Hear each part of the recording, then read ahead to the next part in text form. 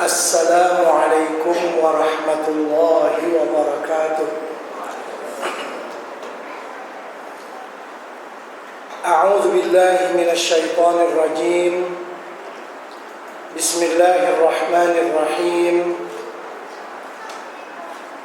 Alhamdulillah nahmaduhu wa nasta'inuhu wa nastahdihi wa nastarshiduh wa nu'minu bihi wa natawakkalu alayhi wa na'udzu bihi min shururi anfusina wa min sayyiati a'malina.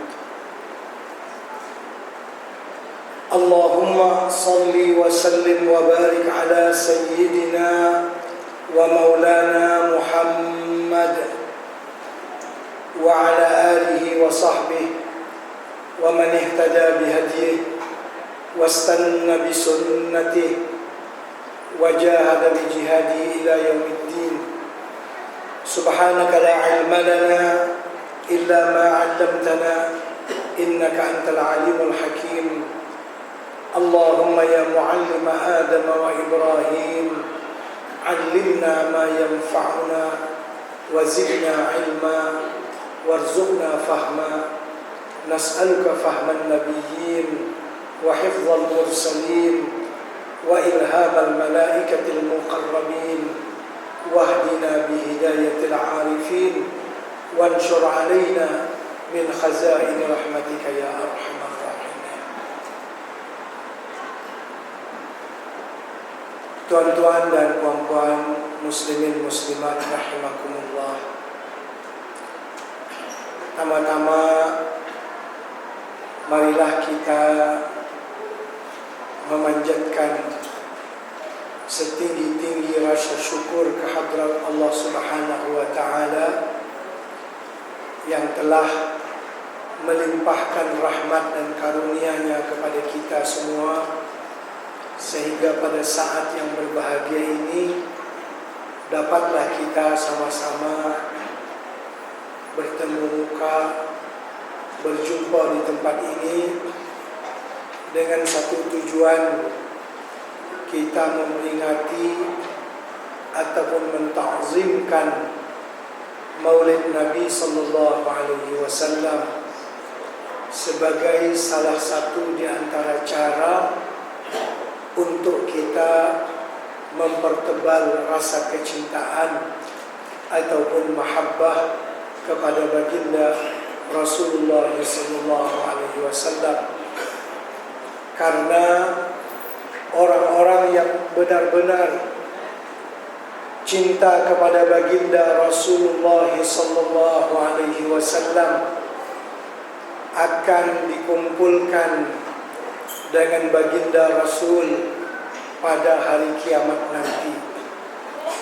Begitulah berita gembira yang disampaikan oleh Rasulullah sallallahu alaihi wasallam dalam hadisnya riwayat Imam Muslim daripada Anas bin Malik radhiyallahu taala anhu, bahwasanya Rasulullah sallallahu alaihi wasallam bersabda menjawab satu soalan yang dikemukakan kepada baginda Rasul sallallahu alaihi wasallam tentang hari kiamat dan tentang persiapan bagi orang yang akan menghadapi hari kiamat.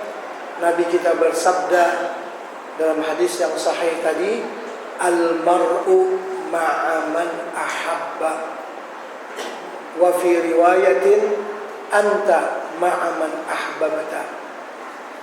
Artinya seseorang itu bersama dengan siapa yang dicintainya pada hari kiamat.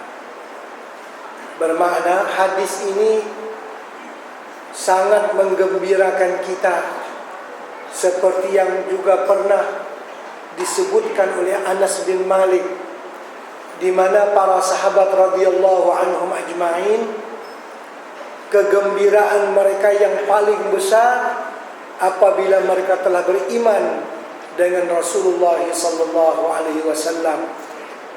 Kemudian kegembiraan yang terbesar setelah beriman, yaitu kegembiraan mereka mendengar hadis tadi. Hadis yang berbunyi al-mar'u ma'a man ahabba. Seseorang itu dikumpulkan pada hari kiamat nanti bersama dengan siapa yang dicintainya. Ataupun riwayat lain al-mar'u ma'a man ahabba. Seseorang bersama siapa yang dicintainya. Nah, Anas bin Malik radhiyallahu anhu mengomentari hadis tadi. Lihat dari kitab Sahih Muslim. Apa kata Anas bin Malik? Ana uhibbu Rasulullah sallallahu alaihi wasallam wa uhibbu Abu Bakr wa uhibbu Umar wa illam a'mal misla a'malihima. Aku orang yang cinta kepada Rasulullah. Aku orang yang cinta kepada Abu Bakar. Aku orang yang cinta kepada Sayyidina Umar. Walaupun aku tidak dapat beramal seperti amalan mereka. Maksudnya, kuharapkan walaupun amalanku tidak seperti amalan mereka, harapanku aku akan dikumpulkan dengan mereka-mereka itu pada hari kiamat nanti, berdasarkan dengan hadis tadi, al-mar'u ma'aman ahabba. Seseorang pada hari kiamat dikumpulkan bersama siapa yang dicintainya. Jadi kalau kita mencintai Rasulullah, insya Allah kita bersama dengan Rasulullah. Cuma bersama itu bukanlah arti 24 jam. Seperti kita bersama duduk sekampung lah, selalu jumpa lah. Itulah maknanya, bukan duduk jauh. Jadi orang tu mubasysyar bil jannah, diberikan kepadanya berita gembira bahwa dia akan masuk surga.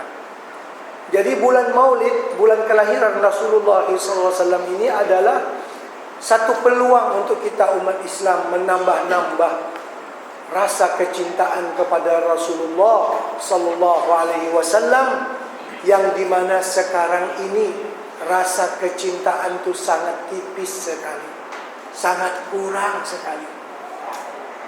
Di kalangan umat Islam, penyakit yang paling ketara ialah kurangnya rasa cinta kepada baginda Rasulullah sallallahu alaihi wasallam. Jadi tak berapa nak diminati. Cuba kalau majlis macam ni, malam ni kita nak sambut Maulid, kita nak buat pukul 2 pagi. Tuan-tuan puan-puan, cuba jawab secara ikhlas. Sanggup dah datang kalau pukul 2 pagi kita nak buat majlis ni? Berapa orang yang jawab tu? Kan majlis kita membicarakan Rasulullah, kehebatannya Rasulullah, manusia yang paling istimewa. Tapi buat jam 2 pagi, kira-kira bukan takat tuan-tuan dan perempuan, penceramah pun mungkin tak berapa nak boleh sampai tu. Bukan takat yang nak main dengar saja. Nah, penceramah pun kadang-kadang mungkin payah juga nak sampai. Tapi kalau pukul 2 pagi itu Piala Dunia, Ronaldo, banyak yang sanggup ni. Kunci jam siap-siap, bancuk kopi siap-siap, macam-macam. Jadi kendur kecintaan kita, lemah banyak kecintaan kita. Kita semualah kepada Rasulullah. Sedangkan Nabi kita bersabda dalam hadis yang sahih, la yu'minu ahadukum hatta akuna ahabba ilaihi min walidihi wa waladihi wan nasi ajma'in.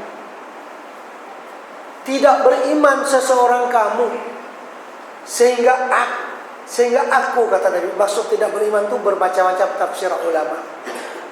Tidak beriman artinya tidak sempurna imannya.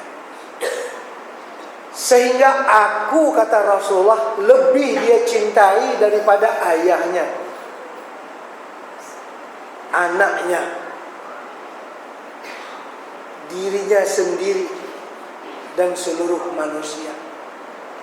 Artinya mahabbatur Rasul ini mesti berada di tingkat yang paling tinggi, yang paling atas.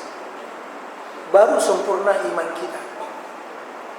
Kalau para sahabat Rasulullah sallallahu alaihi wasallam satu hari tak boleh tak tengok wajah Rasulullah. Anak boleh tak tengok, tapi Rasulullah tak boleh tak tengok. Rindu nak tengok wajah Nabi yang berseri itu. Kecintaan mereka luar biasa. Dalam hadis sahih Bukhari disebutkan, Nabi kita kalau berwudu dalam perjalanan, lainlah kalau di rumah, yang bersama-sama dengan sahabatnya dalam peperangan kah, dalam perjalanan haji kah, umrah kah. Nabi kita kalau berwudu dalam perjalanannya, air wudu Nabi itu tidak akan jatuh ke atas tanah. Semua para sahabat berebut nak ambil berkat daripada air wudu Rasulullah itu. Ada yang bagi serban dia, ada yang bagi tangan dia. Jadi air wudu Nabi itu tak akan jatuh ke atas tanah, jatuh ke atas kain serban, jatuh ke atas tangan. Semua ambil berkat, sapu dia punya muka, sapu dia punya badan. Itu bukan perbuatan yang bid'ah. Jelas dalam hadis Rasul yang sahih dalam Ghazwatul Hudaybiyah riwayat Imam Al-Bukhari rahimahullahu ta'ala. Mengambil keberkahan karena cinta kepada Rasul. Kalau tak cinta, pasal apa buat macam tu? Yang buat letakkan kain bubuk tangan di bawah Nabi kita berwudu tu nak ambil keberkahan karena cinta mereka. Mereka nak melahirkan rasa cinta kepada baginda Rasulullah sallallahu alaihi wasallam, sehingga apa sahaja yang terkait dengan Rasulullah itu dicintai oleh para sahabat. Nabi kita pernah tidur waktu siang di rumah salah seorang Ansar. Nabi kita lagi tidur, kan siang-siang panas, Nabi kita berpeluh. Orang Ansar tu cari piring, letak di bawah dagu Rasulullah. Pasal apa? Nak himpun peluhnya Rasulullah sallallahu alaihi wasallam. Setelah dibanding antara harumnya peluh Rasulullah dengan minyak misik kasturi, maka peluh Nabi kita itu lebih harum daripada misik dan kasturi. Luar biasa. Kalau kita semua ni, adakah peluh dia yang berharum? Ada. Perdana Menteri macam kita jugalah peluh dia. Semua orang macam kita lah peluh. Busuk lah. Tapi Rasulullah peluhnya saja wangi. Nabi kita kalau duduk di kursi seperti saya duduk sekarang, 2-3 hari masih keciuman semerbak wanginya tempat yang pernah diduduki oleh Rasul. Karena itu para sahabat yang sezaman dengan Nabi melihat manusia yang begini agung, yang begini hebat, yang diberikan oleh Allah Subhanahu wa taala keistimewaan, mereka meminatinya. Tak boleh tak tengok saban hari. Sedangkan tadi ayat Quran dan hadis Nabi pun menyuruh kita memang meletakkan kasih sayang kita kepada Rasulullah di atas daripada segala manusia yang ada. Karena itulah apabila baginda lahir ke dunia, satu dunia menyambut kelahiran Rasulullah. Semua bergembira apabila Nabi kita lahir, kerana Nabi kita membawa barakah, membawa rahmatan lil alamin. Rahmatan untuk orang Islam, rahmatan untuk orang kafir, rahmatan untuk tumbuh-tumbuhan, rahmatan untuk binatang, lil alamin. Bukan hanya rahmatan lil muslimin ataupun rahmatan lin nas, tapi rahmatan lil alamin. Al alam ma siwallah. Yang namanya alam itu yang lain daripada Allah. Semua mendapat rahmat dengan diutusnya Rasulullah sallallahu alaihi wasallam. Rahmatan kalau untuk orang Islam, kita tahulah kita dapat iman dan Islam. Dapat dalam hati kita semuanya ada iman dan Islam yang nilainya lebih mahal daripada 2 kali seberat bumi ini emas. Adakah orang yang memiliki 2 kali seberat bumi ini emas. Ada? Allah. Seberat surau ini emas pun tak ada orang memiliki. Seberat bumi ini emas 2 kali. 3 kali dalam Al-Quran disebutkan orang kafir sebelum dimasukkan ke dalam api neraka, mereka sanggup menebus diri andainya ada memiliki kekayaan dengan 2 kali seberat bumi ini emas. Kalau mereka ada duit lah, sanggup tebus, bayar, asalkan jangan masuk api neraka. Sanggup bayar. Tapi dia pun tak ada duit banyak tu lah. Ni takdir ada banyak duit tu, sebanyak tu dia sanggup bayar. Bermakna iman dan Islam yang ada dalam dada kita yang dibawa oleh Rasulullah itu lebih mahal daripada 2 kali seberat bumi ini emas. Rahmatan lil alamin untuk orang kafir. Agama Islam dibawa oleh Nabi kita Muhammad sallallahu alaihi wasallam dan memberi peluang dan kesempatan kepada orang yang kafir. Tak beriman hari ini, mungkin besok, mungkin lusa, ditakhirkan azab daripada mereka. Tak pala hari tak beriman lagi, mungkin 2 minggu lagi dia masuk Islam. Diberi kesempatan. Itu mana rahmatan bagi orang yang kafir. Karena itu Nabi kita Muhammad dimatikan sebelum umatnya.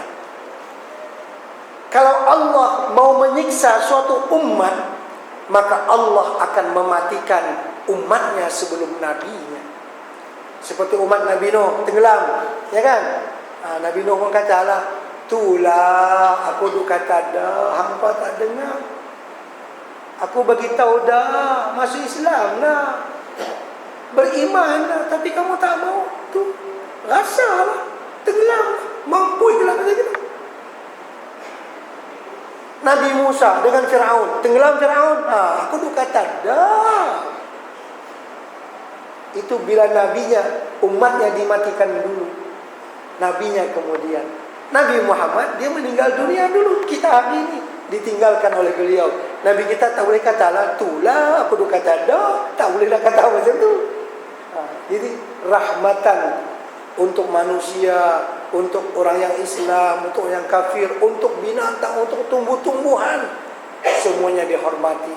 Untuk binatang,